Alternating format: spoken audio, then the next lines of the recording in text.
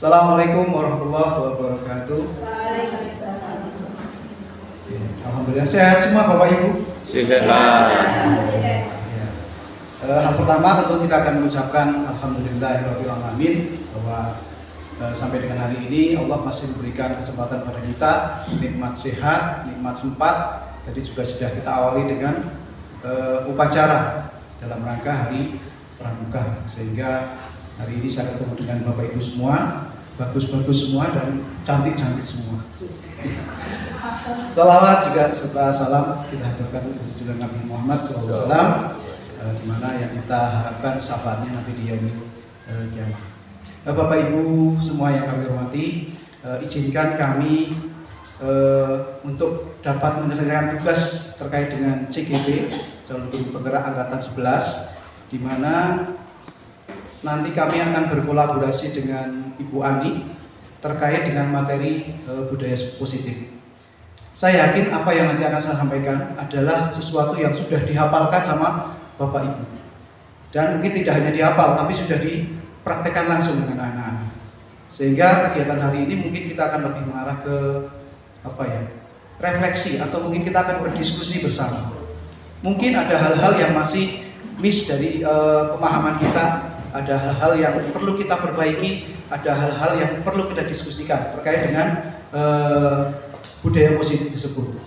Sehingga izinkan kami nanti berdua, Ibu Ani Nur Hidayah SPD dan saya sendiri adalah Muhammad Homsin Eskom. Ini adalah CGP Angkatan 11, masuk di Kabupaten Temanggung, Kabupaten Temanggung, angkatan berapa Bu? Kelas berapa Bu Ani? 11.475. Kemudian untuk saya sendiri adalah di kelas 11.480.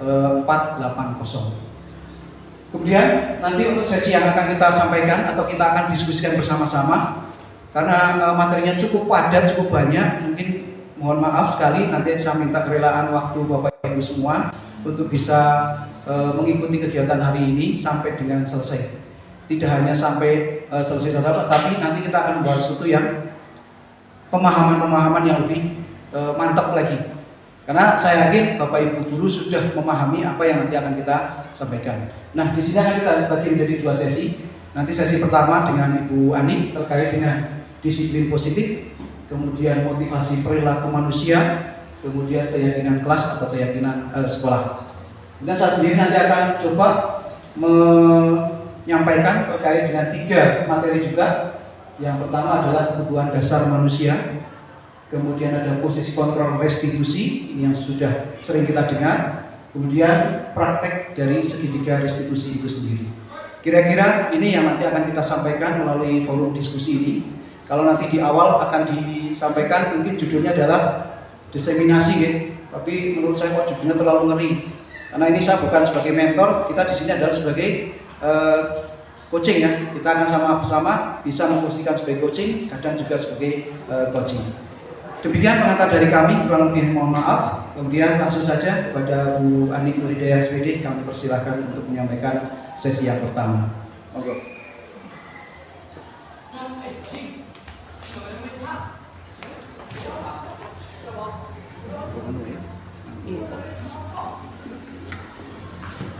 Assalamualaikum warahmatullahi wabarakatuh.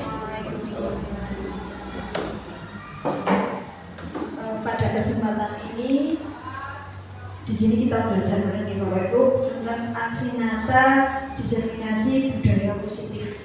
Jadi budaya positif yang sudah kita terapkan di sekolah kita, alhamdulillah dari beberapa kegiatan sekolah kita itu sebagai sekolah contoh juga dengan penerapan budaya positif yang sudah berjalan di sekolah kita revisi sedikit mungkin.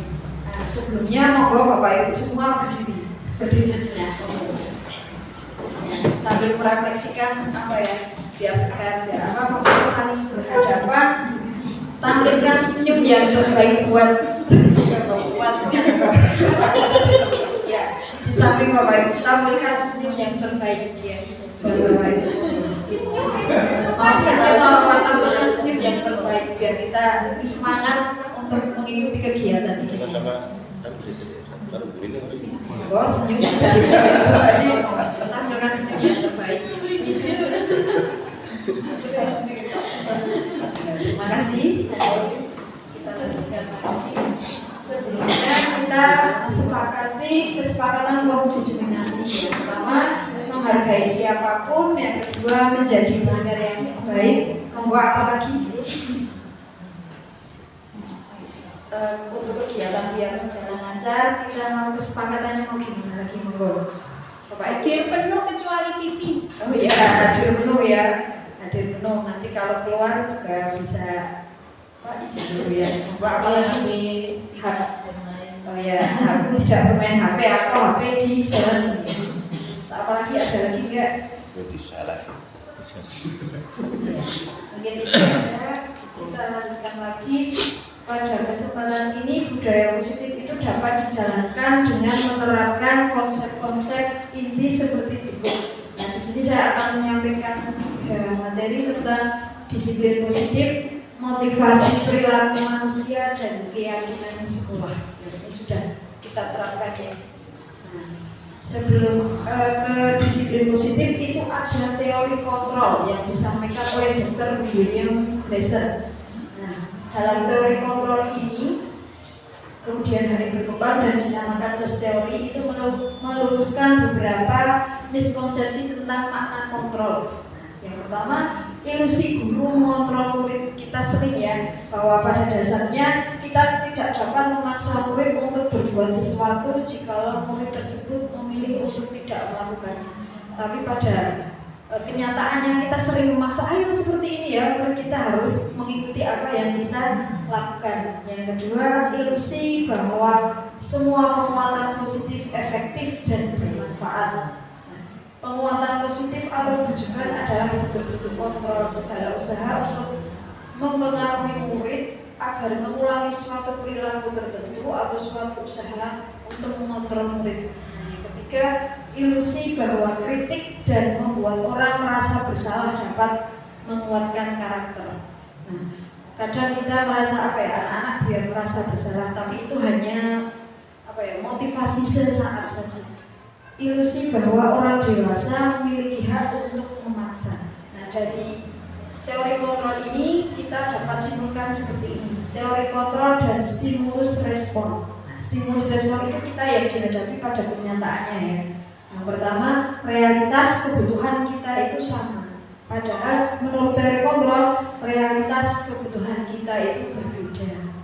Pasti ada perbedaan dari pemikiran atau apa itu pasti sering ada perbedaan. Yang kedua, semua orang melihat hal yang sama. Dengan teori kontrol itu setiap orang memiliki gambaran yang berbeda. Kita mencoba mengubah orang agar berpandangan sama dengan kita. Dengan teori kontrol, kita berusaha memahami pandangan orang lain tentang dunia. Perilaku buruk dilihat sebagai suatu kesalahan, sementara dengan teori kontrol, semua perilaku itu memiliki tujuan. Nah, kadang anak-anak melakukan kesalahan itu mereka pasti memiliki tujuan tertentu. Saya itu bosan, saya keluar dari kelas itu karena saya bosan, atau mungkin pengen kebebasan mereka berekspresi. Orang lain bisa mengontrol saya, hanya Anda yang bisa mengontrol diri Anda sendiri. Kita tidak bisa mengontrol orang lain, kita hanya bisa mengontrol diri kita sendiri. Saya bisa mengontrol orang lain, Anda tidak bisa mengontrol orang lain. Kita tidak bisa memaksakan kehendak kepada orang lain. Pemaksaan ada pada saat tujuan gagal, kolaborasi dan konsensus menciptakan pilihan-pilihan baru. Model berpikir menang kalah, dan yang kedua tentang teori kontrol itu model berpikir menang. Apa itu disiplin, Bapak Ibu? Monggo, ada yang bisa menyampaikan disiplin itu apa? Sesuai aturan. Oh ya, sesuai aturan. Gimana? Taat, patuh. Apalagi ada yang bisa lagi tentang disiplin itu apa? Yang sering kita disiplin kita utarakan ke murid-murid, kadang kepada diri kita sendiri. Apa itu disiplin? Hukuman ya. Boleh disiplin hukuman. Ada lagi? Nah, disiplin positif itu merupakan suatu cara penerapan disiplin disiplin yang mengajarkan anak bertanggung jawab dan menumbuhkan kesadaran diri berdasarkan nilai-nilai kebajikan. Nah, nilai-nilai kebajikan ada yang mengetahui nilai-nilai kebajikan itu seperti apa, Bapak Ibu? Monggo. Jujur, ya ada jujur, terus apalagi masih sangat banyak. Nilai-nilai kebajikan yang harus kita terapkan. Rendah hati, berani. Apalagi monggo. Tanggung. Nah, itu tujuan disiplin. Disiplin positif itu lebih ke arah disiplin diri yang dapat mengontrol diri dalam melakukan segala tindakan. Nah, ini beberapa nilai-nilai kebajikan yang bisa kita terapkan. Ada yang pertama 9 pilar karakter Indonesia Heritage Foundation. Itu ada IHF, itu cinta Tuhan dan segenap ciptaannya, kemandirian dan tanggung jawab, kejujuran, diplomatis, hormat dan santun, dermawan, suka menolong dan gotong royong, percaya diri, kreatif, kepemimpinan, baik, rendah hati, toleransi. Ada juga menurut Virtus Project atau Project nilai-nilai kebajikan itu banyak sekali. Ada peduli, keberanian, kebahagiaan, tanggung jawab, baik hati, kesetiaan, ya. Terus keteraturan, lurus hati, harga diri dari Tuhan. Saking banyaknya nilai-nilai kebajikan yang bisa kita terapkan. Nah, ini juga ada keterampilan hidup, itu dapat dipercaya, ada lurus hati, pendengar yang aktif, tidak merendahkan orang lain, petunjuk hidupnya ada peduli, bekerja sama, keingintahuan, ada usaha, atau ibu primary yes program. Itu juga menunjukkan sikap murid itu toleransi, rasa hormat, integritas, mandiri, menghargai, empati, dan banyak lagi yang lainnya. Nah, disiplin diri dapat membuat murid memahami dan menyadari berdasarkan motivasi internal, bukan akibat paksaan, ujian, atau hukuman. Nah, kadang kita harus disiplin, tapi kita seringkali memaksa atau biar anak itu apa ya, menguji. Nah, menguji apa? Tapi pada dasarnya disiplin diri itu tumbuh dari motivasi internal diri seorang. Dari beberapa nilai kebajikan yang tadi sudah dilakukan, kita berfokus pada 6 karakter dalam profil pelajar Pancasila. Ya, seperti apa itu ya, biasa sering kita lakukan dan anak itu profil pelajar Pancasila, beriman bertakwa kepada Tuhan Yang Maha Esa, kreatif, gotong royong, berkebinekaan global, bernalar kritis, dan mandiri. Yang materi yang kedua tentang motivasi perilaku manusia. Nah, monggo ada yang tahu motivasi itu apa? Monggo.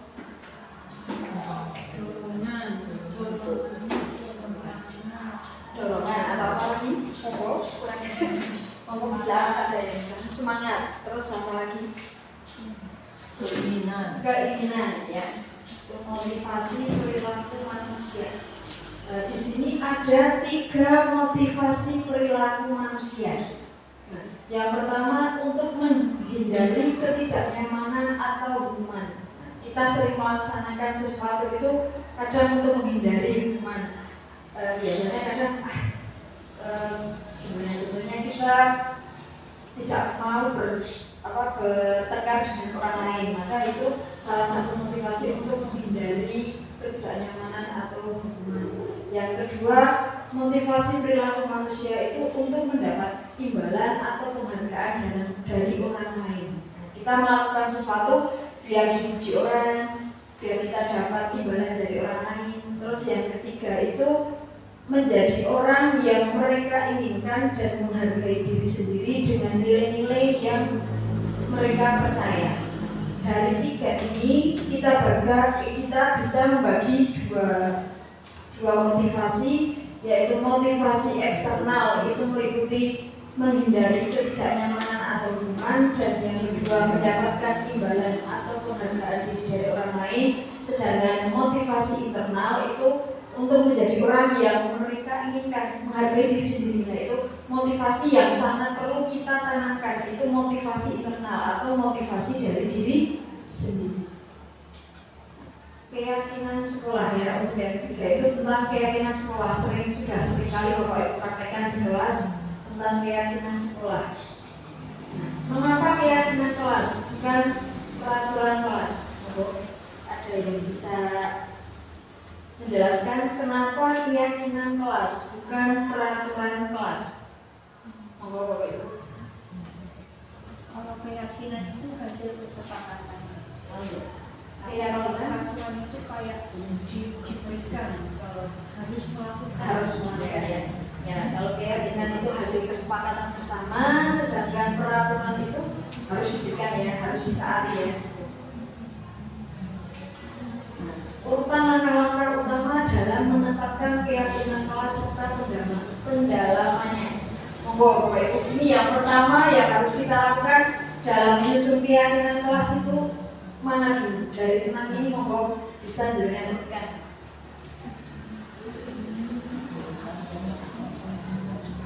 Yang pertama, yang ini pojok sini berdiskusi mengenai gambaran perilaku. Yang mana yang pertama? Diskusi oh itu gambaran dulu. Gambaran dulu pertama. Monggo bisa diurutkan dari 6 ini monggo. Di sini kayak makanya ini. Saya urutannya dari mana? Bagus kan? Atau apa? Itu gambaran dulu. Gambaran dulu. Gambaran dulu. Terus diskusi betul. Berdiskusi memunculkan. Terus Apa dari 6 ini urutannya? Berdiskusi mengenai peran dulu. Ini monggo. Urutannya dari 6 ini. terus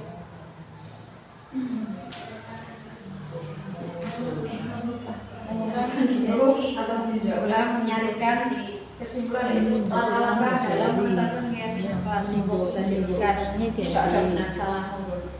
Diskusi mengenai peran warga. Monggo bisa dibacakan. Kayak nomor ya. Yang pertama monggo. wah sih tunjuk sih macam Pak. Yang pertama monggo Pak Wi. Satu, berdiskusi mengenai gambaran perilaku yang berdasarkan di atas kelas. Terus yang kedua, berdiskusi memunculkan peraturan-peraturan yang perlu ditaati warga kelas. Nah, bawahnya kemudian berdiskusi mengenai peran seluruh warga kelas. Ya, menyarikan peraturan-peraturan menjadi nilai-nilai kebajikan atau keyakinan kelas. Kemudian mengubah peraturan-peraturan menjadi kalimat yang lebih positif. Meninjau dulu, ulang keyakinan kelas, baru mengubah peraturan menjadi kalimat yang lebih positif. Ada lagi yang muda monggo. Bumi ada lagi yang enggak saya membuat itu kan ini dari 6. Kalau saya yang beda cuma yang terakhir tadi, yang meninjau ulang itu yang terakhir. Urutannya monggo bisa dibacakan kamu. Tadi dari berdiskusi mengenai gambaran itu ya. Terus 2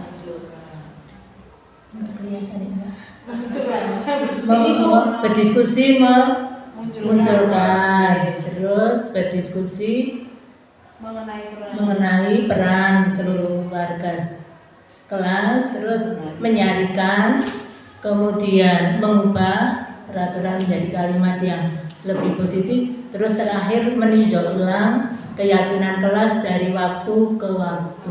Terima kasih Tri. Atas buat kita. Nah, ini langkah-langkahnya.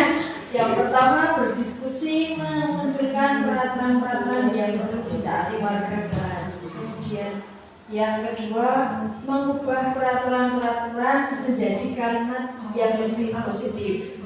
Yang ketiga baru menyarikan ya. Yang satu berdiskusi memunculkan, yang kedua mengubah peraturan, mengubah peraturan, yang ketiga menyarikan peraturan menjadi nilai-nilai. Yang keempat berdiskusi mengenai gambaran, yang kelima berdiskusi mengenai peran, dan yang keenam meninjau ulang. Jadi keyakinan kelas yang sudah kita buat itu ditinjau ulang dari waktu ke waktu sudah pas atau belum, ada yang perlu diperbaiki atau belum. Itu langkah-langkah dalam menetapkan keyakinan kelas. Pembentukan keyakinan sekolah atau kelas itu bersifat abstrak, dibuat dalam pernyataan positif sedikit saja agar mudah diingat dan sesuai dengan kondisi kelas dari sekolah sehingga mudah diterapkan. Nah, terakhir dari saya, ini ya, berdiri lagi ya Bapak Ibu. Setel ke dangdut. Karena saya guru matematika, nah di sini kita berhitung saja, gitu. Nah, berhitung dengan gerakan. Nanti tangan kanan 1, 2, 3. Oh ya. Nah, Bapak atau bisa mikir gini, biar lebih luas. 1, 2, 3. 1, 2, 3, ya kanan. Terus yang kiri 1, 2, 3, 4, 5, 6. Nah, sampai 6 saja, nggak sampai 10, ya. Nanti bareng tangan kanan dan tangan kiri bergerak bareng. Tangan kanan 1, 2, 3. Yang kiri 1, 2, 3, 4, 5, 6. Nah, nanti digerakkan bareng-bareng ya, betul. Pelan-pelan dulu. Oke, uji coba dulu ya.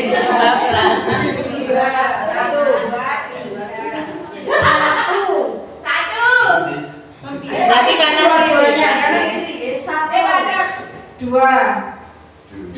4,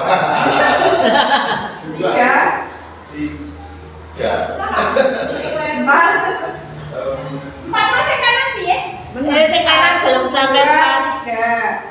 1, 2, 3, 4. Nah, yang kanan kalau 4 gimana? Baleni. Ulang lagi 1, 2, 3, 4, 5, 6. Bisa diulangi lagi Bu. Ini ada musiknya nggak? Oh, Pak. Kurang bunyi. Ada musiknya. Ulangi. Oke, diulangi. Saya salah satu lagi ini ada musiknya nggak? 1, 2, 3, 4, 5, 6. Terima kasih ya Bapak Ibu. Nah, itu pelatih konsentrasi kita ya. Tanamkan sendiri dengan Oke. Oh ya, bisa dulu. Oke ya, ulangi lagi. 1, 2, 3, 4, 5, 6.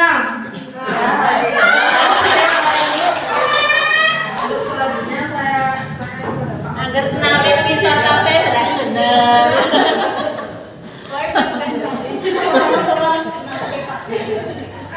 Aku Pak Kamsen begini nggak? Apalane tepuk snack kayak. Tepuk tunggal.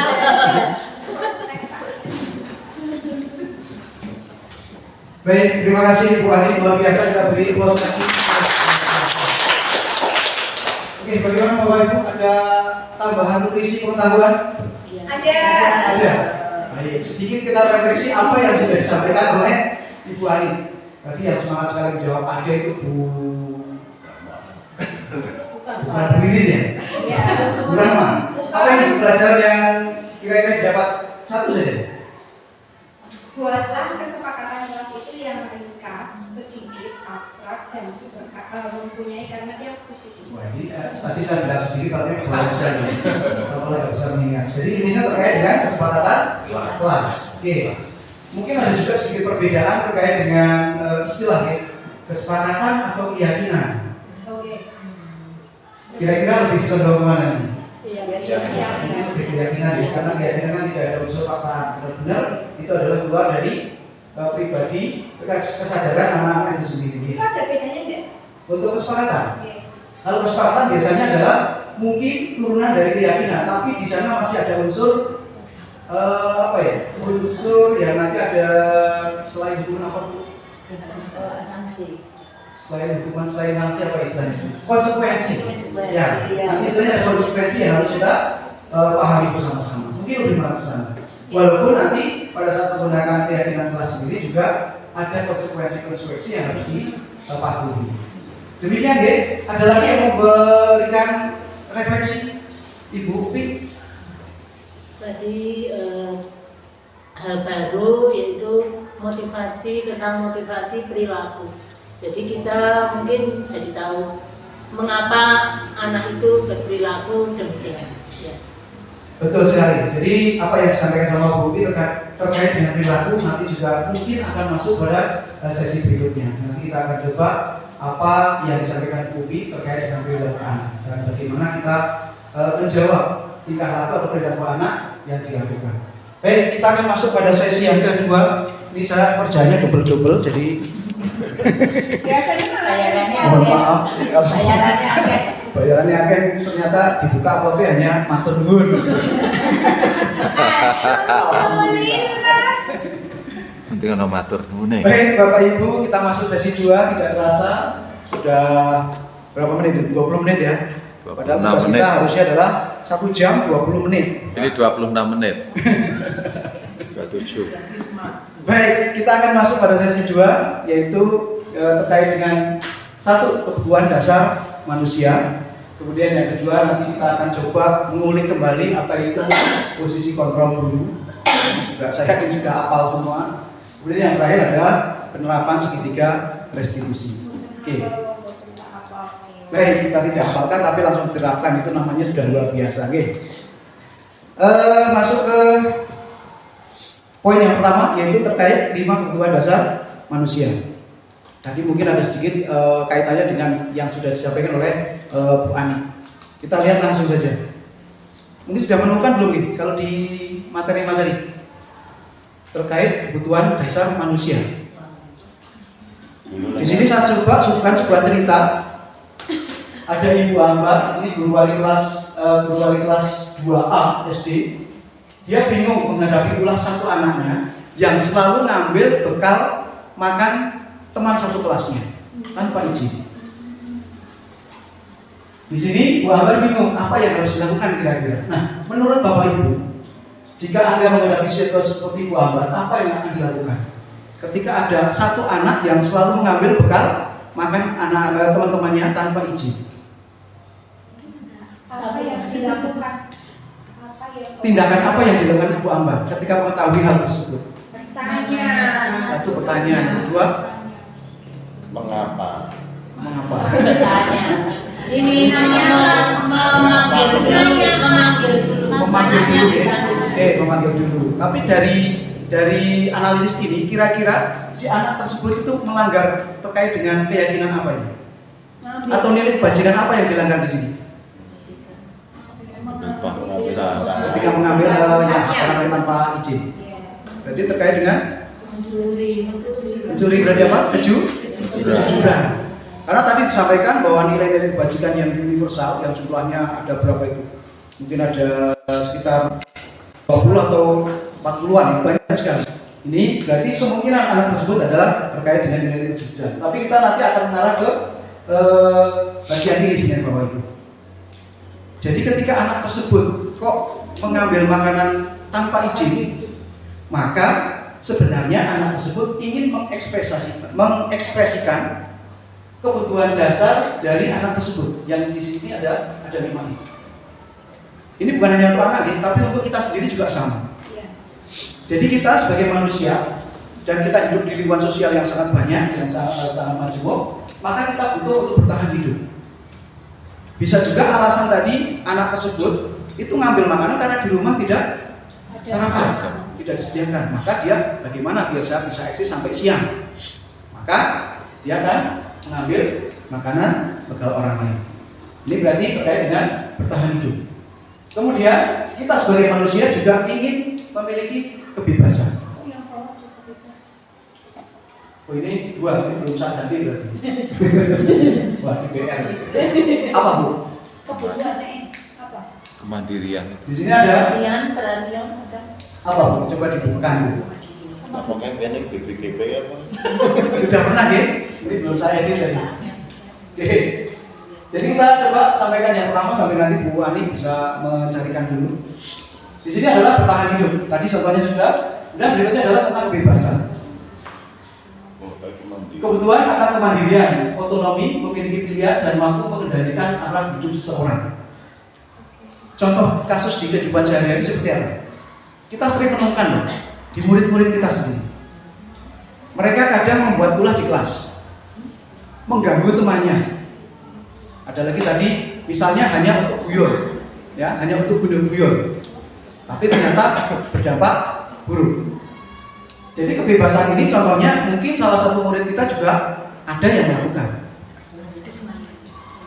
Kalau misalnya usil di kelas, anak ini nggak mau diem, kira-kira masuk ke mana Bapak Ibu? Dia pengen mengekspresikan apa tentang kebutuhan dasar manusianya? Kebebasan. Jadi ketika kita mendeteksi anak ini kok usil, maka kita harus menelisik dulu. Kenapa dia usil? Otomatis kita juga harus sampai pada lingkungan keluarga mereka juga, sehingga kita tahu anak ini usil karena kenapa? Mungkin di rumahnya adalah kurang perhatian. Kalau terkait dengan perhatian, mungkin dia butuh ini juga. Ngerti ya? Jadi dia di rumahnya tidak mendapatkan kasih sayang dan rasa diterima di keluarganya. Mungkin diacuhkan, atau mungkin bisa juga dia punya adik, sementara orang tuanya lebih condong ke adik-adiknya, sehingga dia kurang perhatian. Maka ketika sampai di sekolah bisa juga anak tersebut akan mengekspresikan melalui ini. Ya. Kemudian ada penguasaan. Penguasaan ini biasanya kalau kita tahunya itu apa itu? Bu Kori punya grup boyband ya. Ada grup boyband.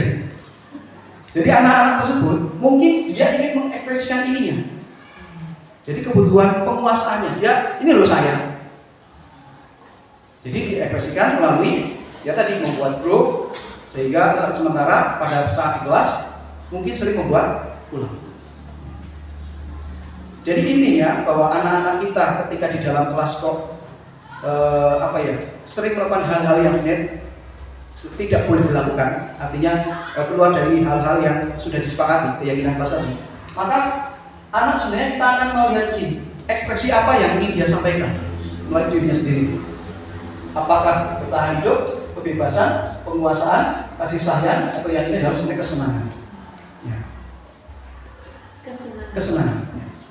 Contoh tadi ada anak yang iseng, dia kan hanya pengen, oh nggak apa-apa om saya senangnya kayak gitu.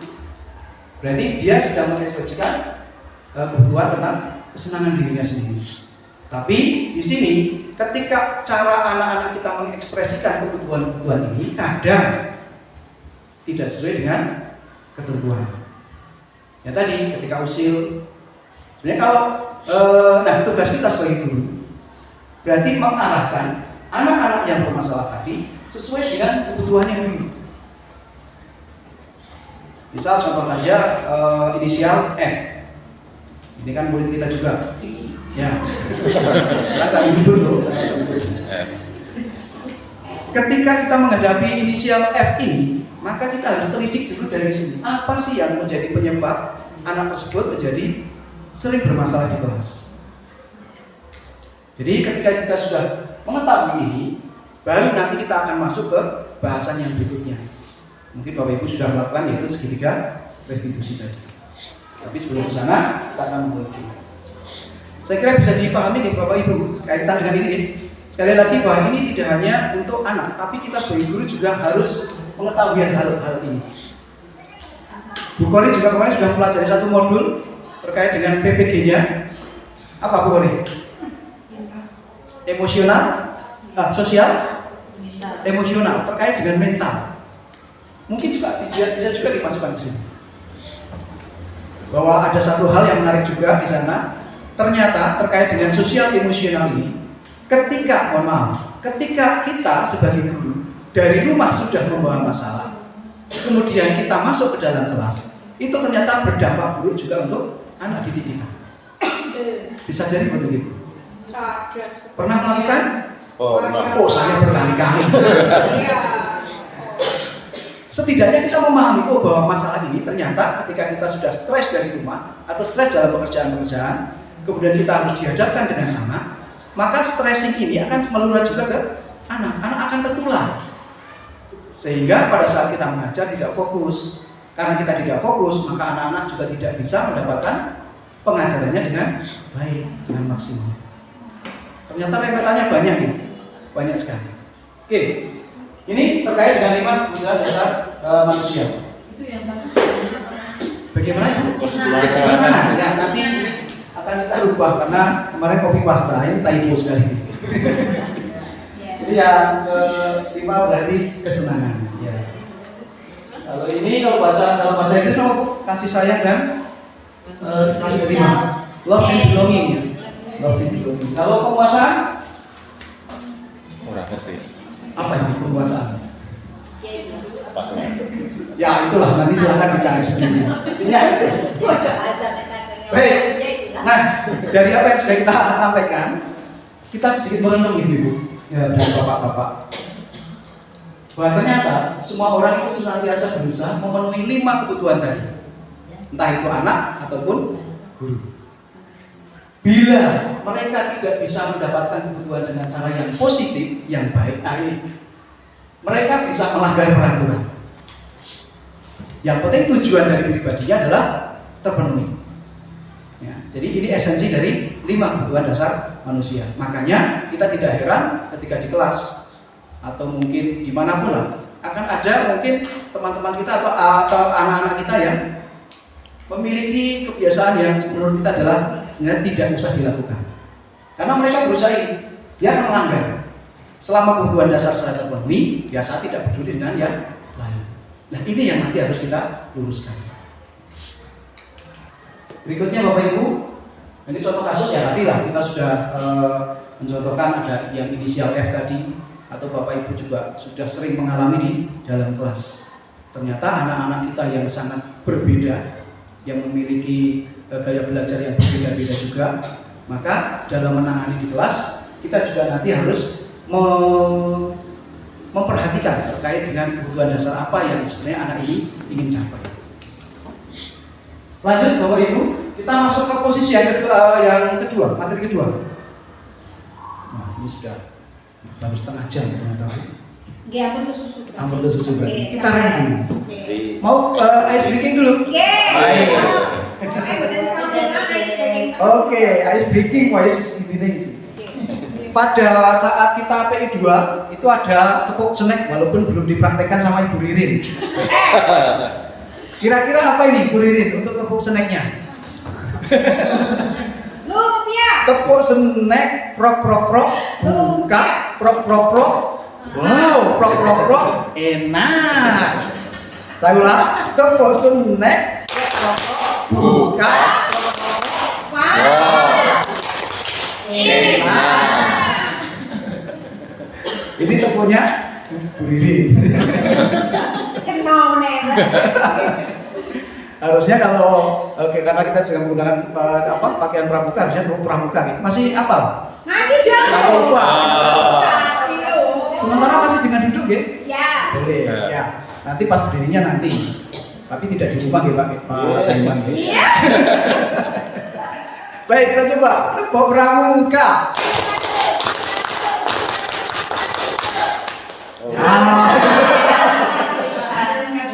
Masih ada yang masih bonus ya. Tambah kedua aja nih. Biasanya 2 kali.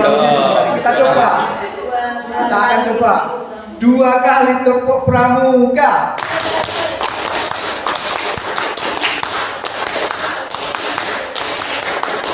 Oke, luar biasa. Yes. Pokoknya kita guyu-guyu seneng-seneng aja. Ya. Saya akan ganti posisi sebagai kameramen lagi. Ya, karena harus banyak angle yang harus diambil. Baik, terima kasih Bapak Ibu. Semoga dengan tepuk tangan paling tidak otot-otot kita menjadi kembali luntur lagi. Kita masuk ke posisi, materi yang kedua, yaitu 5 posisi kontrol. Masih ingat Bapak Ibu? Posisi kontrol sebagai guru. Ada berapa? Manager. penghukum, teman pemantau, kemudian ya sebagai teman saja, Oh ya. sebagai teman. Satu lagi, Lagi. tadi ada manajer, Oh ya, pembuku. pemantau, penghukum, sebagai teman. Yang terakhir adalah pembuat merasa bersalah. Oh iya. Seperti ini Bapak Ibu. Ya. Ada yang sudah mempraktekkan? Ada. Ada.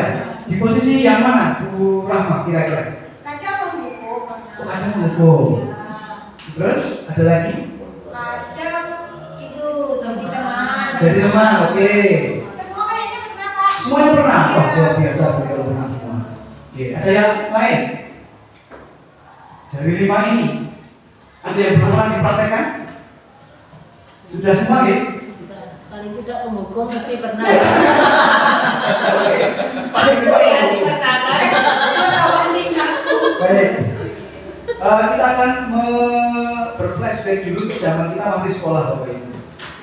Mungkin pada saat dulu kita masih sekolah, ada hal-hal positif dan hal-hal yang negatif terkait dengan ingatan yang masih ada di ingatan kita sampai sekarang.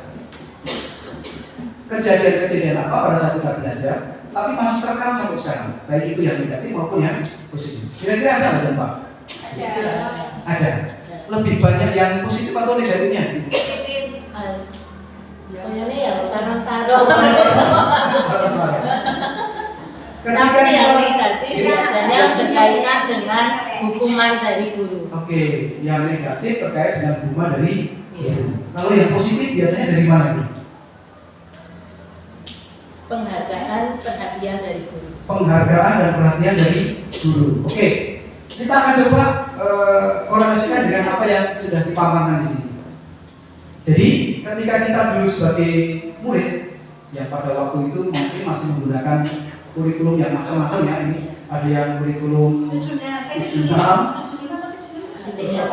namanya juga yang generasi Z, jadi masing-masing punya pengalaman yang berbeda. Tapi saya yakin punya ingatan-ingatan yang masih ada di dalam pikiran kita sampai sekarang, entah itu baik maupun yang buruk. Tanpa disadari, ternyata guru kita itu sudah menanamkan rekaman-rekaman yang berefek sampai sekarang, entah itu baik maupun buruk.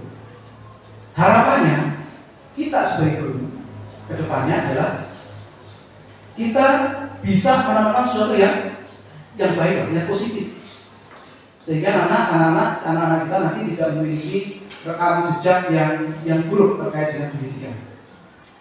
Nah, salah satu hal yang bisa kita lakukan adalah melalui 5 posisi kontrol kita sebagai guru. Tadi sampaikan di depan sama Bu Ani bahwa guru itu tidak punya kekuasaan apapun untuk bisa mengubah anak. Yang bisa mengubah itu siapa? Dia dirinya sendiri. Caranya bagaimana biar dia bisa mampu atau mau untuk mengubah dirinya sendiri? Ya kita buat kesadaran secara penuh. Jadi sebenarnya itu adalah kuncinya di situ. Cuma yang jadi pertanyaan adalah bagaimana caranya, gitu. Karena kadang ketika kita menerapkan itu juga muncul masalah yang bervariasi sekali. Kita coba ulik dulu yang pertama. Tadi ada yang disebut sama Ibu Upi, dulu pengalamannya adalah dihukum. Ada yang di sini yang sebagai murid belum pernah dihukum? Sudah pernah dihukum semua ya? Sudah. Ketika posisi kita adalah guru sebagai penghukum, maka kita lihat di sini, dia akan menggunakan kalimat tebal. Dia akan ngomong dengan nada yang keras. Ya, namanya marah-marah itu. Kemudian si guru tersebut di sini juga tidak peduli apa yang menjadi alasan murid. Pokoknya salah ya salah. Kemudian tindakan lainnya adalah di sini pasti ada hukumannya. Karena kamu melakukan kesalahan maka saya hukum. Misalnya makan bakso 1 mangkok enak ya. Di lapangan. Ya bisa pakai lapangan atau bukan proyek. Ini posisi penghukum. Kemudian kita coba untuk yang membuat merasa bersalah. Saya masih ingat punya guru BB perempuan. Dia itu ngomongnya selalu pelan, tidak bisa kencang. Kemudian ketika saya sering dipanggil ke BP waktu itu, saya masih ingat sepertinya dia sering menggunakan ini, posisi guru sebagai pembuat merasa bersama. Di sini adalah cirinya, dia menggunakan suara yang lembut, jadi pelan, nadanya pelan. Kemudian di sini juga memanfaatkan keheningan, sampai nanti kira-kira kita sebagai murid itu merasa kasihan kepada guru. Nah, itu yang saya rasakan pada waktu itu. Mungkin Bu Upi tahu gurunya siapa? Itu guru SMP. Jangan dia. Itu juga salah satu yang masih saya ingat sampai sekarang. Jadi ketika kita diperlakukan apa ya, seakan-akan bahwa kita merasa kasihan kepada guru, ternyata kita lihat bahwa itu penghukum dengan membuat merasa bersalah ini adalah tindakan posisi kontrol yang identitasnya adalah gagal. Artinya apa? Di sini kita sebagai guru sebaiknya jangan melakukan dua hal ini. Apa sih yang menjadi untuk penghukum ini? Masalahnya kenapa? Kenapa nggak boleh? Karena biasanya nanti anak ketika kita sering menghukum, kita sering menghukum, itu anak menjadi pendendam. Dan itu yang mungkin hal negatif yang sering kita ingat sampai sekarang. Kita dendam, oh sama sih lagi. Dulu Pak ini nih, yang hukum saya, dewa saya dari lapangan sampai sana. Ya, di teror. Jadi penghukum ini nanti membuat anak menjadi dendam. Sementara untuk membuat merasa bersalah, kira-kira apa ini? Kecil hati kan anak. Ya, kecil hati, rendah diri. Anak itu menjadi tidak punya motivasi. Jadi karena sering, oh kamu nggak kasihan dengan ada yang begini, maka anak tidak punya kepercayaan diri. Jadi sekali lagi, dua posisi ini sebaiknya dihindari, Bapak. Ya dalam kondisi marah apapun. Mungkin Pak Saiman selalu guru matematika juga sering juga kita ngobrol bersama. Wah, bocah ini kelas. Karena kalau kita kembalikan ke kita sendiri, ketika kita mengajar dengan luapan emosi, maka otomatis energi yang kita keluarkan akan jauh lebih banyak. Padahal saya yakin Bapak Ibu itu ngajar jamnya itu sangat gemuk. Kita simpanlah tenaga kita. Karena kita dari jam 7 sampai jam setengah 2 full. Daripada kita menangani satu anak sehingga energi kita habis, nanti malah merugikan ke banyak kelas yang lain. Memang ini terkait dengan pengendalian diri. Jadi intinya adalah ya sering berlatih. Karena sekali lagi ketika kita sudah emosi yang meluap, maka otomatis ada kita stres, anak yang lain dikorbankan. Sementara kita hanya fokus pada anak tersebut yang bermasalah, tapi dampaknya tidak ada. Bahkan malah di sini bisa menjadi pendendam. Apakah saya sudah melakukan sekarang? Ya saya belum bisa maksimal. Kembali lagi ketika kita pagi datang ke sekolah, dari rumah kalau sudah ada masalah, ini perlu kita antisipasi. Apa sih yang kita lakukan agar anak tidak merasa dirugikan pada saat menjadi pembelajaran kita di kelas? Jadi ini kok ya Bapak Ibu, untuk yang saya buat hitam ini sebaiknya kita hindari sebagai guru. Kita masuk ke posisi yang ketiga, sebagai teman. Sebagai teman ya sebaiknya kita dengan sesama ini. Kira-kira dampaknya apa ini? Kalau memposisikan sebagai teman, kalau yang menghukum kan jelas dendam. Kalau yang membuat salah adalah menjadi rendah diri. Kalau sebagai teman, Sampai bisa. gimana? Sampai bisa. Santai, oke. Anaknya terbuka. Ada lagi? Mungkin sepertinya jadi kurang hormat. Nah, ini satu hal yang perlu kita waspadai bersama-sama. Mungkin tujuan kita adalah biar kita dekat dengan anak. Oke, itu bagus. Karena ketika anak merasa dekat dengan kita, maka biasanya mereka akan terbuka. Ya, tapi ada rambu-rambu yang harus kita perhatikan, yaitu terkait dengan rasa hormat antara murid dengan guru. Selama kita bisa mengatasi gap tersebut, maka tidak jadi masalah. Bapak Ibu mau memposisikan sebagai teman, pemantau, atau manajer, bebas. Tapi di sini ada rambu-rambunya, maka ini kita beri warna kuning. Jadi bukan berarti sebagai teman itu kita salah, tidak boleh, tetap bisa. Maka itu dianjurkan. Hanya nanti pahami rambu-rambunya. Kemudian yang posisi pemantau, kira-kira bayangan Bapak Ibu ketika menjadi posisi pemantau, ekspresi wajah gurunya seperti apa? Polisi. Oh, polisi, oke. Polisi, ya. Ada lagi? Satpam, ya. Betul. Ada polisi, ada satpam. Karena posisi pemantau ini menggunakan bicara pakai data. Jadi aturannya seperti apa? Itu yang digunakan. Kalau di penghukum ini nggak tahu, orang urusan kalau data.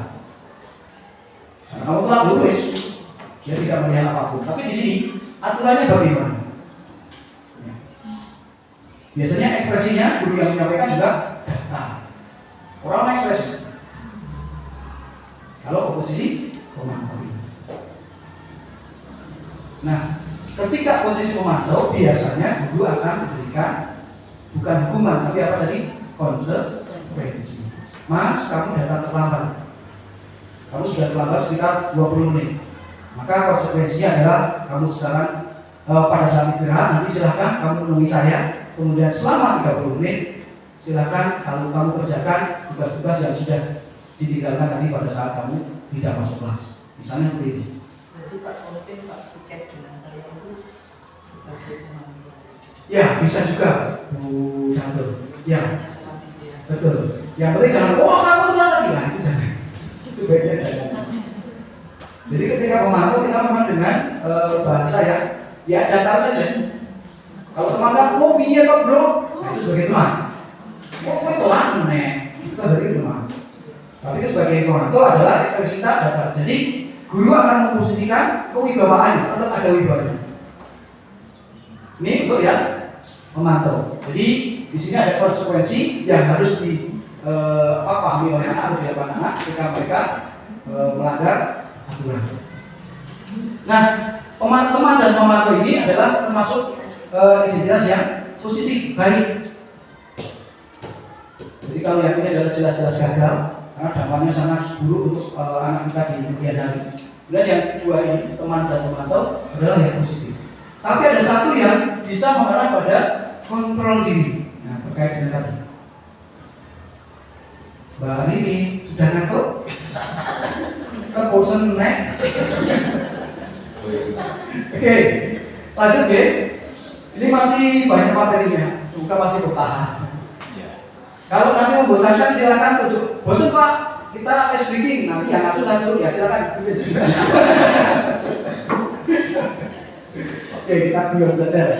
Baik, terakhir adalah posisi manajer. Nah, inilah harapan kita. Harapan kita memposisikan diri sebagai seorang manajer. Apa sih yang disampaikan di sini? Jadi posisi di mana berbuat sesuatu bersama dengan murid mempersilahkan untuk mempertanggungjawabkan perilaku. Tapi dengan cara menemukan solusi dan permasalahan mereka sendiri. Artinya mereka sendiri yang mencari solusinya, bukan kita yang mengarahkan. Jadi, Mas, kamu sudah telat, berarti kamu harus begini. Bukan seperti itu. Tapi bagaimana agar anak itu mencari kalimat, mencari istilah-istilah yang bisa, oh berarti saya salah. Biar saya tidak salah lagi, apa yang saya harus lakukan? Nah, itu yang harusnya ditemukan pada diri anak-anak kita. Inilah posisi manajer. Kemarin ketika di ruang kolaborasi memang saya menyampaikan bahwa ketika kita memposisikan seperti ini, itu akan sedikit sulit kalau kita tidak memahami karakter anak itu sendiri. Makanya kalau kita hubungkan ya ada istilah tadi yang 5 kebutuhan dasar manusia. Masalahnya apa dulu dia? Saya sudah coba memperhatikan nanti pada satu anak kita yang namanya inisialnya D. Dia sering usil di kelas. Kemudian pada saat itu juga saya panggil, kita berhadapan-hadapan, kita ngomong secara baik-baik. Ternyata anak ini menganggap bahwa ketika dia hanya iseng, itu hal yang biasa. Maka tugas kita bagaimana? Nah, kalau memang itu adalah hal biasa, boleh dilakukan, tapi bukan dalam pembelajaran. Nah, harapannya anak itu dia muncul pemahaman itu sendiri dari dalam dirinya, bukan kita yang mengarahkan. Sehingga nanti anak-anak benar-benar bisa menyadari tentang kontrol dirinya. Ada yang miskonsepsi terkait dengan manajer. Monggo Bu Siti. Kira-kira sudah nanti bisa mempraktikkan posisi manajer. Kalau saya itu sebenarnya ya, kadang-kadang memantau. Kadang-kadang memantau. Ya, kalau manajer itu mungkin jarang sekali. Jarang sekali. Ya.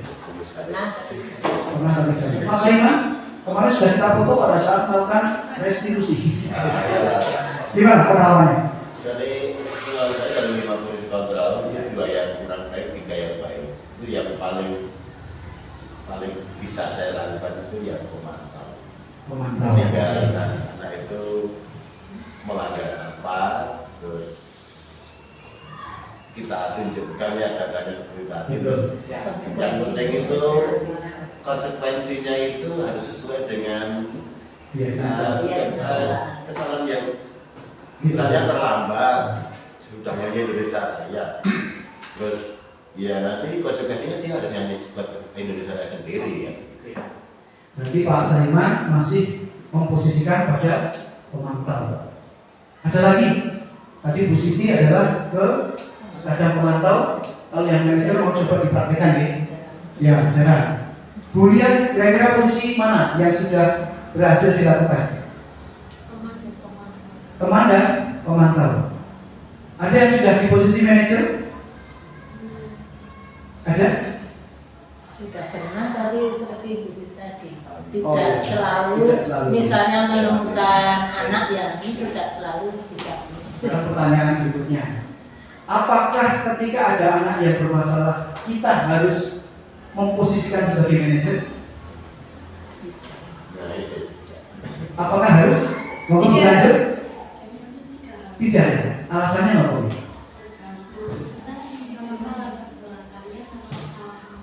Oke, berarti saya harusnya tidak usah ngomong di sini, sudah praktek semua.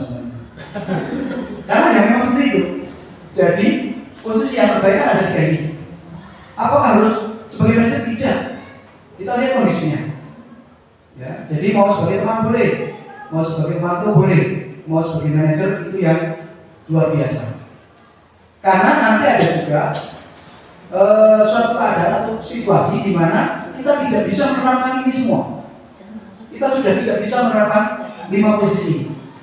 Pada saat apa kira-kira? Posisi kita sebagai guru ini tidak bisa diterapkan semua. Pada saat kasus anak sudah pada taraf kriminal, narkoba, ini ranahnya sudah berbeda. Kalau kriminal, misalnya mencuri dan lain-lain, mencuri yang dalam jumlah yang besar ya, ini kan posisi sekolah sudah bukan ranahnya lagi. Berarti siapa? Ya bisa ke kepolisian. Kalau narkoba berarti nanti urusan dengan BNN. Jadi sekali lagi, tadi sudah betul sekali bahwa kita tidak harus memposisikan sebagai manajer. Situasional saja, kondisinya seperti apa. Yang penting nanti kalau bisa jangan memperlakukan anak yang sama dengan posisi yang sama. Karena ketika nanti kita pemantau terus ini, pemantau kita sendiri yang susah ya. Bagi guru. Susahnya di mana? Kita harus ngecek terus. Kalau memang kita fokus pada sekali, kemarin sudah saya kasih tahu ini. Sekarang melanggar lagi. Jadi kita akan dipantau terus. Ya masing-masing punya kelemahan. Tapi bagaimana kita mengatasi kelemahan-kelemahan dari setiap posisi kontrol ini?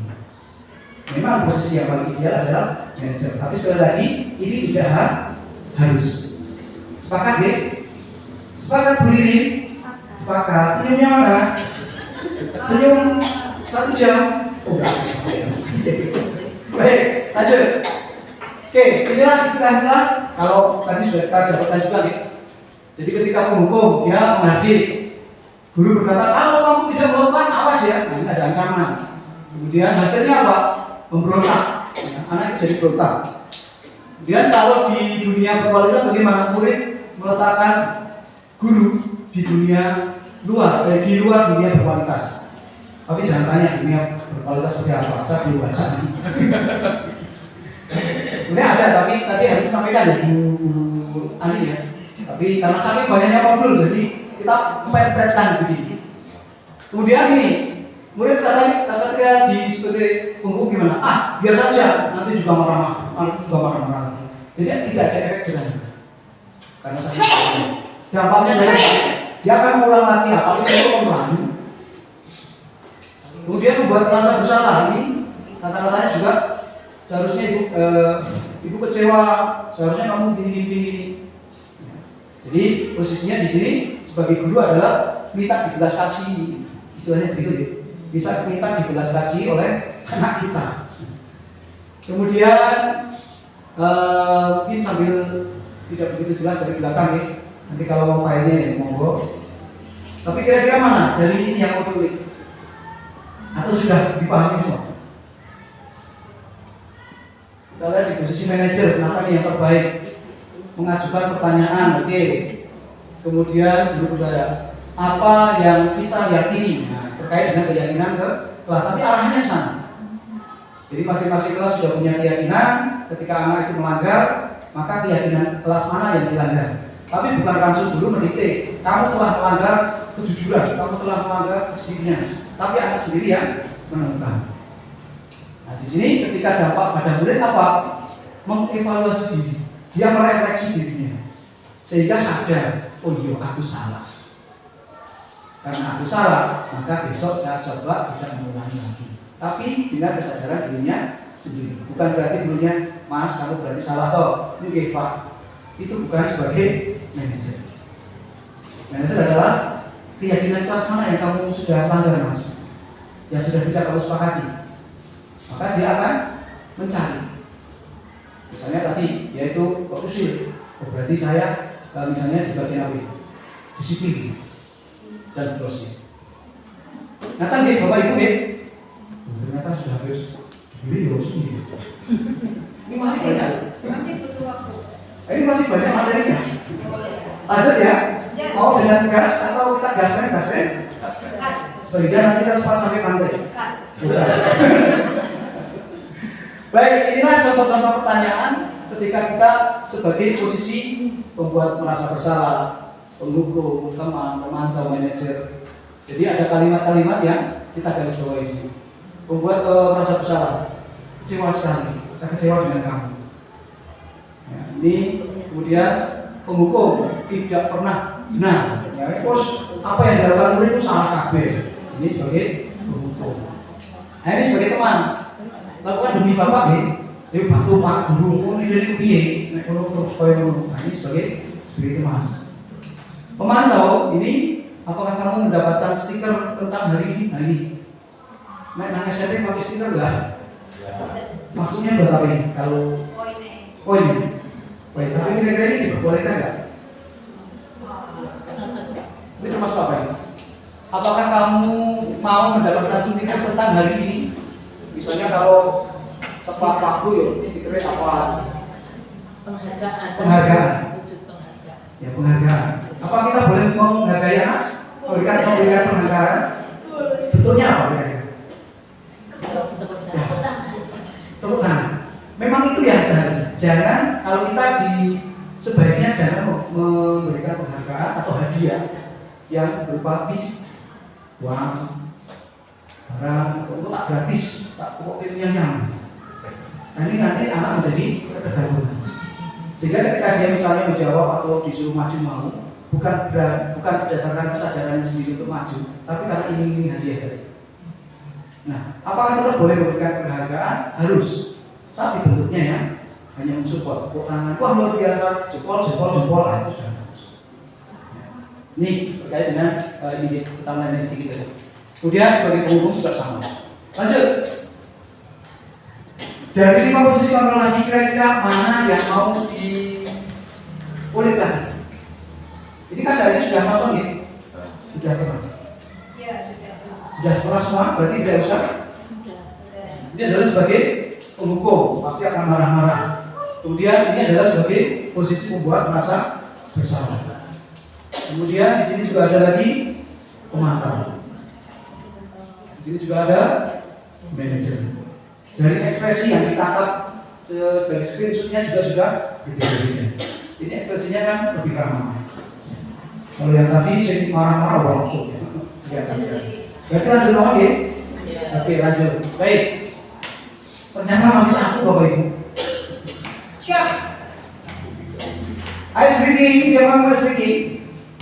Ya, silakan namanya Bapak Ibu berdiri dulu. Ya, tadi sudah duduk. Wah, sajam. Berdiri dulu, ada posisi yang enak. Kita akan coba ice breaking dengan cara mengingat dan memperhatikan. Tugas Bapak Ibu nanti adalah ketika nanti saya menyebutkan dalam ceritanya Bapak, maka silahkan pinggulnya di depan. Ya. Ketika saya nanti ada kalimat kata Bapak, maka silahkan ke depan. Kalau Ibu silahkan ke belakang. Kalau adik silahkan ke kiri. Kirinya saya apa kirinya kakak? Ya, kirinya Bapak Ibu. Kirinya sendiri. Ke kiri. Kalau kakak ke kanan. Kalau nanti dalam cerita itu kalau saya menyebutkan ada istilah kendaraan, silahkan kendaraan apa yang nanti akan saya sebutkan dengan cara bertepuk tangan sejumlah roda kendaraan tersebut.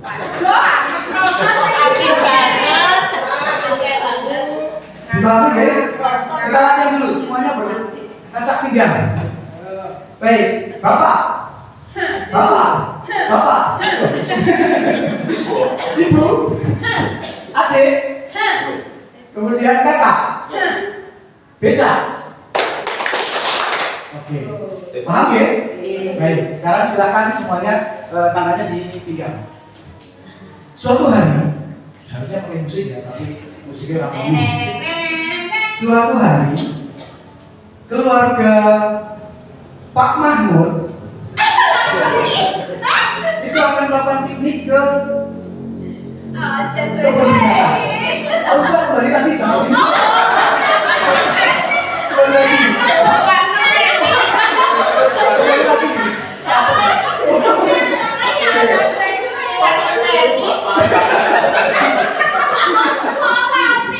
Oke, akan piknik ke kebun binatang. Kemudian dia mengajak ibunya yang sedang masak. Balik lagi. Kemudian karena saking antusiasnya, maka anak-anaknya juga ikut membersamai mereka ke dalam mau ikut dengan piknik mereka. Sehingga adiknya berkata, kembali lagi, Bu, saya ikut. Apakah kakak boleh diajak? Oh boleh, nanti kita bareng-bareng. Tapi misalnya nanti pas hari Minggu ya. Baik Bu. Ya. Kemudian akhirnya mereka pun sekeluarga pergi menggunakan mobil Avanza-nya. Kurang satu Pak, nek keluarga jadi gini. Oh itu ya. Maka kalau keluarga nanti silakan dibeli. Pacar itu dihitung ya? Iya, kan ada rencana. Ya orang ada bahasa Pak. Bahasa kurang. Bahasa orang itu dari sama. Lanjut. Nah, ketika di jalan, mereka menemui banyak sekali kendaraan. Salah satunya adalah bis. Berapa?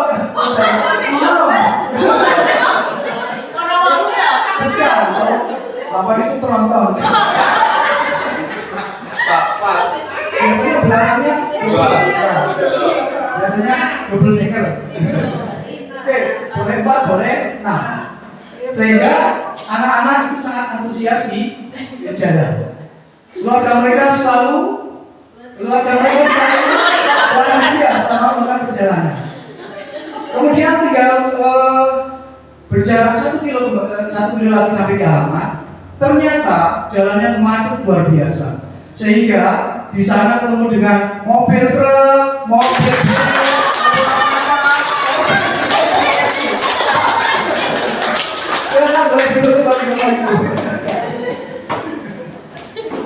Oke, kita sudah menarik diri kita sedikit untuk senyum. Moga-moga bisa konsentrasi nih. Ya, tinggal sedikit juga saudara sudah mulai hilang. Oke, segitiga restitusi. Untuk istilahnya sudah hafal semua. Oke. Intinya adalah di sini adalah menciptakan kondisi murid untuk memperbaiki kesalahan mereka.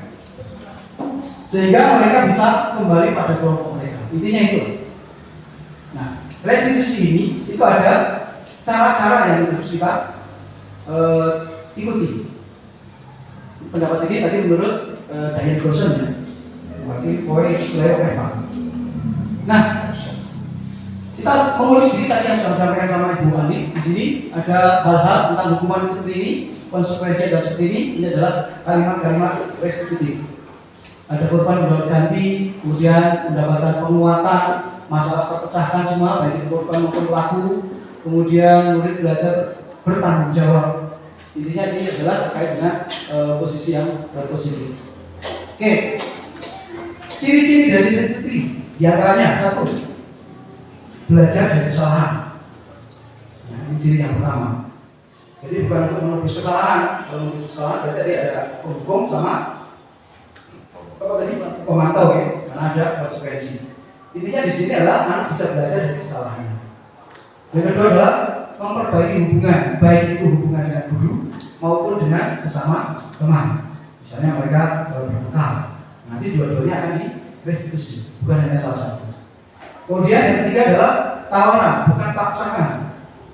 Jadi kita menawarkan opsi-opsi pemecahan masalahnya mau seperti apa. Yang keempat, restitusi itu menuntun untuk melihat ke dalam diri anak. Ini yang kita. Iya caranya biar anak-anak benar sadar bukan karena dipaksa. Nah kira-kira Vicky disuruh ini bisa kan? Ini kayak kita nanti. Kemudian yang kelima adalah mencari kebutuhan dasar. Ya, jadi kebutuhan dasarnya tadi ada 5 ya. Nah, kebutuhan dasarnya apa sih yang ingin dipenuhi oleh anak tersebut? Nanti kita cari solusinya. Kemudian di sini adalah fokus pada solusinya apa. Kemudian yang lainnya adalah membuat yang berbuat salah, mengembalikan murid yang berbuat salah pada kelompoknya kembali, sehingga mereka diterima kembali, tidak lagi dikucilkan. Ini kira-kira terkait dengan ciri-ciri restitusi. Nah, ini yang sudah sangat Bapak Ibu hafalkan, segitiga restitusi. Yang pertama adalah stabilkan identitasnya dulu. Ketika anak sudah bermasalah, maka anak biar emosinya turun dulu. Ya. Anak tidak perlu keluar, anak tidak nangis, tapi kita stabilkan dulu kondisi emosinya. Setelah stabil, maka kita validasi. Jadi anak ini kebutuhannya apa? Butuh apa? Terkait dengan 5 dasar kebutuhan manusia tadi. Setelah itu baru kita ke yang terakhir, keyakinannya apa ketika kamu melakukan kesalahan tadi. Jadi apa yang perlu diperbaiki dalam menebus kesalahannya tadi. Jadi ada panduan juga. Jadi ketika menstabilkan identitas, ya setiap anak kan memang setiap orang pasti pernah melakukan kesalahan, Mas. Atau ya kalau saya jadi kamu, saya juga akan merasa bahwa saya akan melakukan itu. Misal dia karena membela diri, dia disakiti temannya, terus dia balas, tapi balasnya kelewatan. Ketika anak kita restitusi, maka Mas, kalau saya di posisi benar, ya saya juga akan membela diri. Nah, ini salah satu dari distabilkan dulu, sehingga anak merasa terbela. Jadi anak tidak disalahkan terus. Apa ada pembelaan dari gurunya? Ketika anak sudah merasa bahwa dia dibela oleh gurunya, ini sebenarnya hanya trik saja agar anak bisa memahami kita. Apa yang kita ucapkan nanti bisa dimengerti oleh mereka. Pada saat restitusi dilakukan, kalau anak masih emosi tadi, emosinya belum stabil, maka apapun yang kita katakan itu tidak akan masuk. Nah, inilah fungsi dari menstabilkan identitasnya. Kemudian berikutnya adalah validasi. Kamu tentu punya alasan kok kenapa kok melakukan itu. Lah saya kan tadi dijorok-jorok ya Pak. Ya saya ganti saat dijorok juga. Nah, ini terkait dengan memvalidasi apa yang dilakukan dan seterusnya. Nah, baru nanti sampai di tahap ketiga ini menanyakan keyakinannya. Mas, kira-kira ketika kamu tadi joroknya temennya sampai terjungkal seperti itu, apa ini? Melanggar aturan, melanggar ya? Kalau bisa kalimatnya jangan sama. Apa ini, Mbak Bu Ani? Tidak sesuai. Apakah kira-kira terkait dengan keyakinan kelas tadi? Apa kalimat yang kira-kira dibangun? Kamu kan tadi sudah joroknya temennya sampai terjungkal. Kalimat apa yang ditanyakan? Dari keyakinan kelas anak, mana yang menurut kamu perbuatan kamu tadi Iya, tidak? ya betul. Dari keyakinan kelas yang sudah kamu sepakati, keyakinan mana yang kira-kira apa? Perbuatan kamu tadi. melanggar keyakinan yang Tidak sesuai. Tidak sesuai, tidak sesuai dengan keyakinan kelas. Keyakinan kelas mana yang tidak sesuai dengan perbuatan yang sudah kamu lakukan. Nah, mungkin kalimat-kalimat ini yang membantu. Intinya adalah hindari dengan tadi ada hukuman, kemudian ada menyalahkan dan seterusnya. Sampai nanti pada akhirnya anak itu benar-benar, oh Pak, yaudah saya akan minta maaf. Selain itu ada lagi kan? Selain minta maaf, ya karena tadi sepertinya yang saat joget dimulai protes Pak. Nanti tak bantu ini kasih obat merah Pak.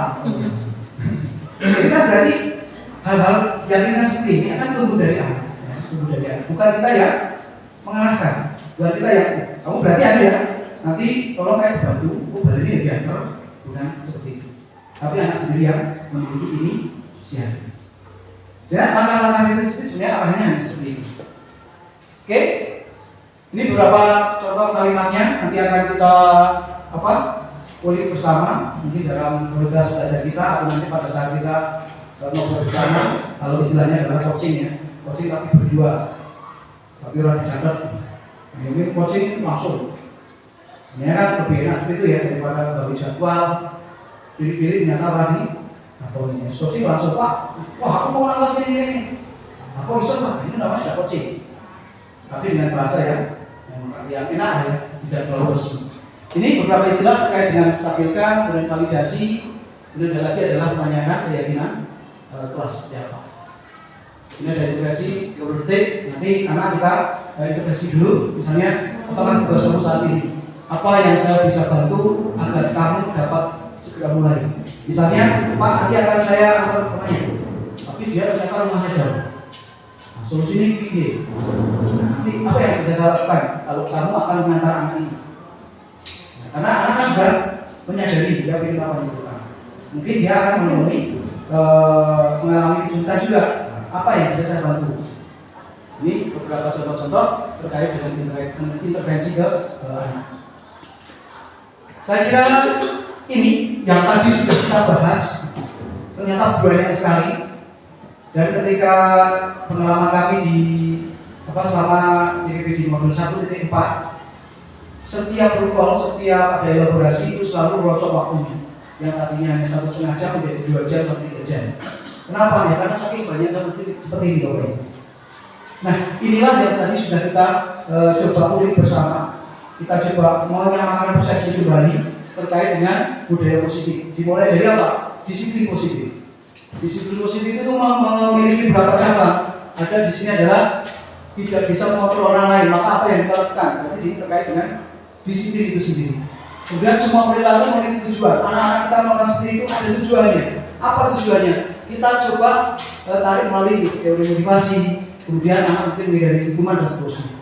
Dan yang akhirnya muaranya adalah dia adalah keyakinan kelas. Demikian juga ini model berpikir menang-menang. Ada yang bisa dijelaskan? Model berpikir menang-menang. Menang-menang ini artinya apa? Menang apa ya? Menang sama. Win-win solution ya. Artinya tidak ada yang dirugikan. Pak Guru mendapatkan solusi, anak juga dapat solusi. Ini namanya menang-menang, prinsip menang-menang. Oke, apa yang dilakukan? Nah, di sini posisi kita sebagai posisi guru tadi. Kemudian ini adalah tindakan-tindakan yang dilakukan melalui segitiga restitusi. Yang terakhir adalah di sini terkait dengan 5 kebutuhan dasar manusia. Demikian Bapak Ibu, kurang lebihnya mohon maaf setelah kita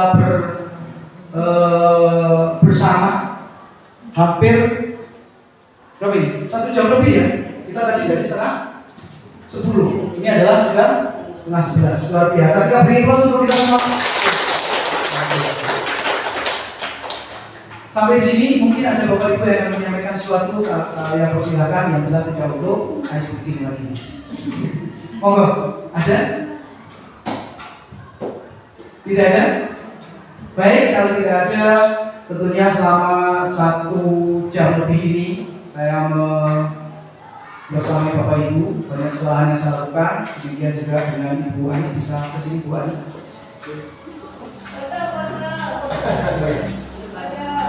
Maka kami mohon maaf yang sebesarnya jika banyak kekurangan dari ucapan kami, dan semoga apa yang kami sampaikan tadi itu bisa juga memberikan manfaat untuk kita semua, terutama adalah untuk anak didik kita. Ingat bahwa pendidikan adalah tujuannya untuk bahagia dan selamat. Ya, selamat dan bahagia. Saya kira tidak hanya untuk anak, kita juga ketika ngajar harusnya bisa selamat dan bahagia. Saya akhiri, assalamualaikum warahmatullahi wabarakatuh.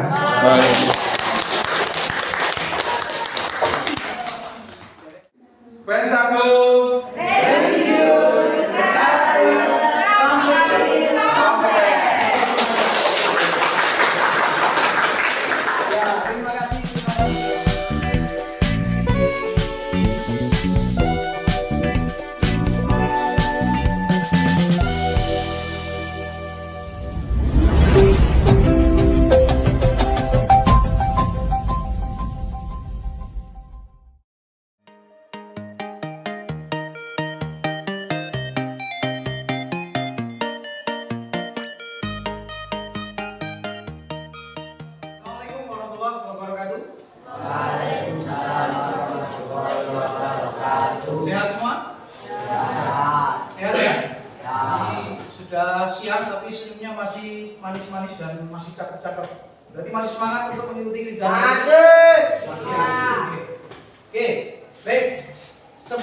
Tidak seperti biasanya, kalau biasanya saya langsung mengawali pelajaran. Hari ini kita akan coba bersama-sama membuat sebuah keyakinan kelas, di mana saya yakin dengan Bapak Ibu guru yang lain kalian sudah melakukan ini. Nah, kita akan coba membuat sebuah keyakinan kelas baru. Ya. Kemarin kalian mau menggunakan yang lama juga boleh, tapi intinya kita akan coba mengulang kembali. Jadi kita akan mengikuti dari alur yang seharusnya. Jadi apa itu keyakinan kelas? Bagaimana cara menyusunnya? Kita akan coba kupas hari ini. Sekalian langsung kita praktekkan. Nah, mungkin ada yang sudah tahu bedanya peraturan sama keyakinan kelas itu apa? Peraturan kelas sama keyakinan kelas. Ada yang tahu? Coba. Nah, peraturan biasanya bersifat harus. Ya, apa Mas? Harus ya. Dan biasanya sudah dibuat oleh Bapak Ibu guru. Ini loh peraturan seperti ini. Kalau nanti melanggar berarti ada sanksinya, ada konsekuensinya. Nah, berbeda dengan keyakinan kelas. Kalau keyakinan kelas berarti siapa yang membuat? Yang membuat sih satu kelas ya. Berdasarkan kesepakatan kelas mau seperti apa, kemudian nanti akan disusun.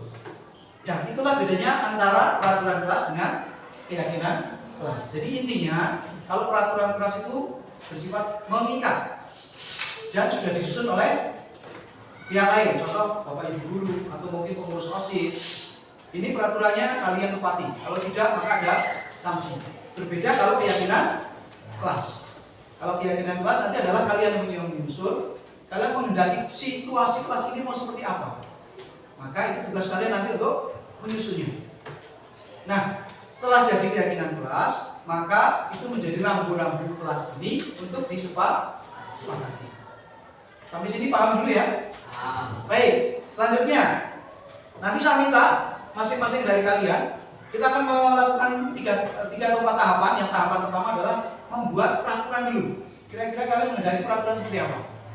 Setelah peraturan jadi, nanti kita breakdown, kita turunkan menjadi keyakinan kelas atau menjadi kalimat yang positif.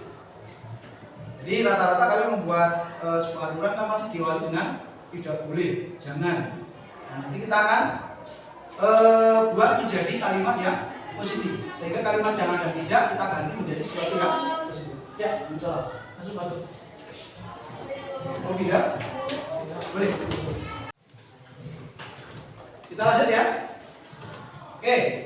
Jadi yang baru datang mungkin bingung, nanti kita akan membuat kesepakatan kelas seperti biasanya, tapi dengan langkah-langkah yang lebih urut, ya, lebih terurut.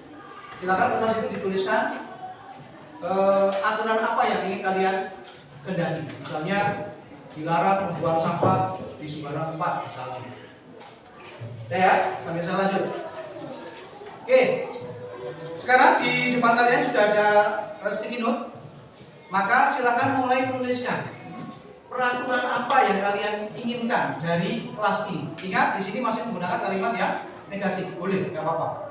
Setelah itu nanti baru kita breakdown menjadi yang lebih positif. Silakan tuliskan dulu semua.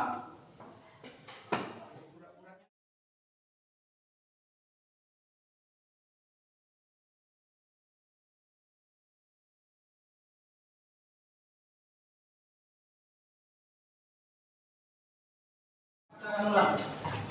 Sudah semua menulis di sini? Oke, silakan semuanya ditempel.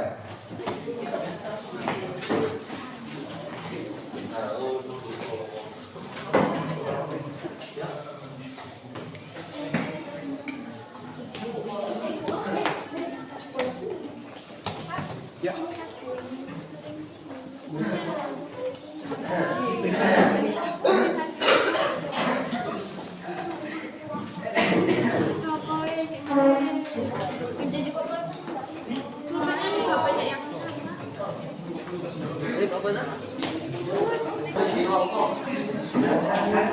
Oke, baik, semuanya sudah tertempel ke depan.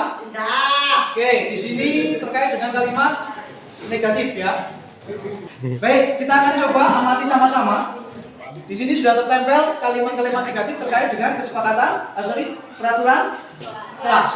Kita coba di sini ada tidak boleh makan saat jam pelajaran. Oke, tidak boleh makan ini sama dilarang memakai apa ini? Make up saat pembelajaran, tidak boleh tidur di kelas, tidak boleh ramai saat jam pelajaran. Baik, nanti kalimat-kalimat ini akan kita susun, kita rubah menjadi kalimat yang positif.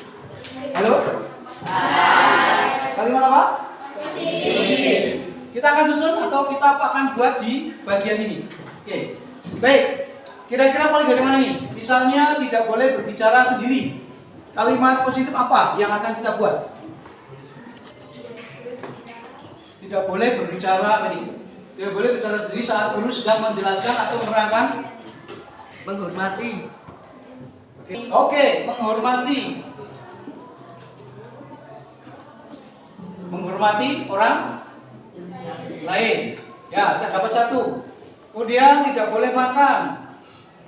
Tidak boleh memakai make up. Lalu tidak boleh makan atau tidur. Kira-kira apa ini? Ada? Kalimat positifnya? Oke, mematuhi.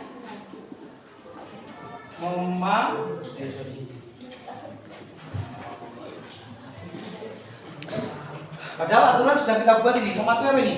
Atau kalimat lain? Tidak boleh ke toilet lebih dari 2 orang. Apalagi nih, tidak boleh. Atau ada yang punya usul lain, silakan. Menghormati orang lain. Sopan santun. Ini. Sopan santun, oke. Sopan.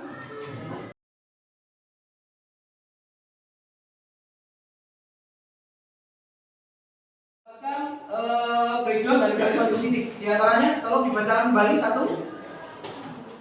Dibacakan dulu, ya. Menghormati orang lain. Kemudian yang kedua siapa? Membacakan. Sopan santun. Yang lengkap dibacakan. Oh, menghalangi. Ya, kemudian siapa lagi? Disiplin selama pembelajaran. Kemudian satu lagi siapa? Oke. Tanggung jawab saat mengerjakan tugas. Tanggung jawab saat melaksanakan tugas. Baik. Di sini ada 4 kalimat positif yang akan kita jadikan sebagai kesepakatan kelas atau keyakinan kelas. Nah, dari keyakinan ini kita akan coba breakdown lagi. Jadi di sini ada nilai-nilai kebajikan yang tertanam di dalam kalimat positif ini. Maka tadi sudah disebutkan nilai yang pertama adalah menghormati. Yang kedua, sopan santun. Nanti kita tuliskan santun. Bisa ya. Kemudian ada lagi disiplin. Disiplin. Terus tanggung jawab.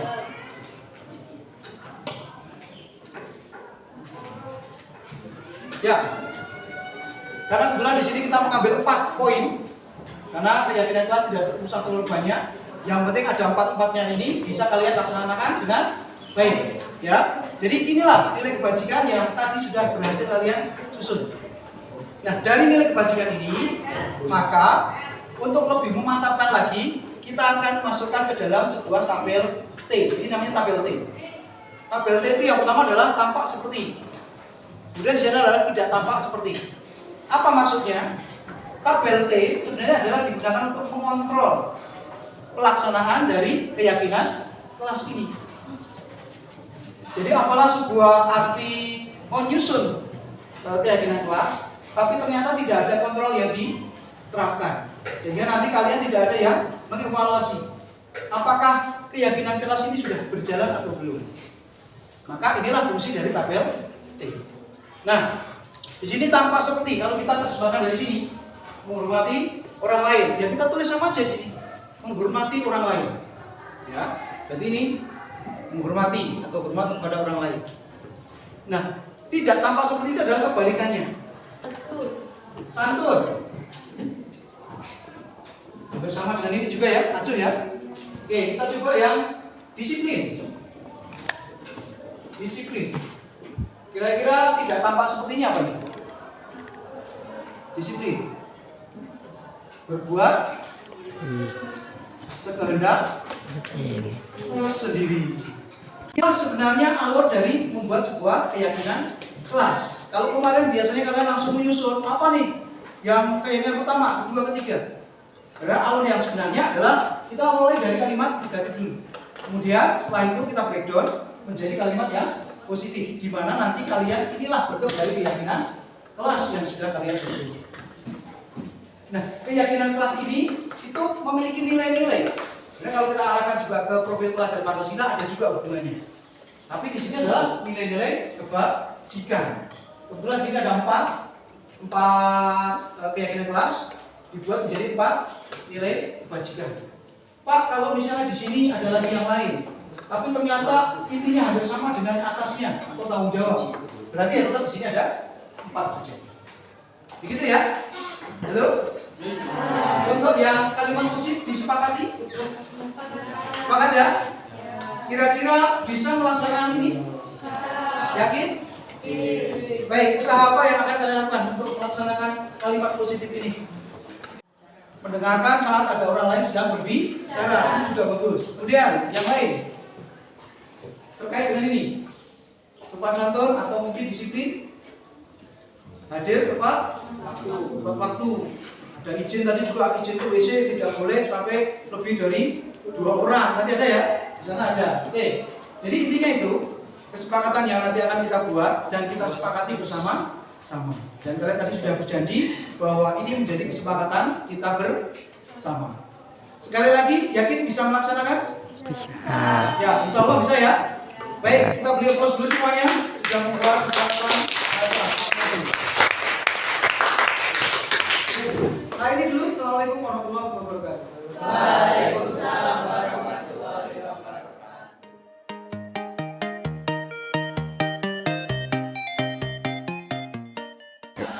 Keyakinan kelas mengajarkan saya untuk bertanggung jawab pada perbuatan saya. Saya lebih bersemangat belajar dan berusaha menjaga tingkah laku saya selama pembelajaran berlangsung. Saya senang sebab keyakinan kelas tidak lagi berisi hukuman fisik sehingga saya nyaman dalam belajar.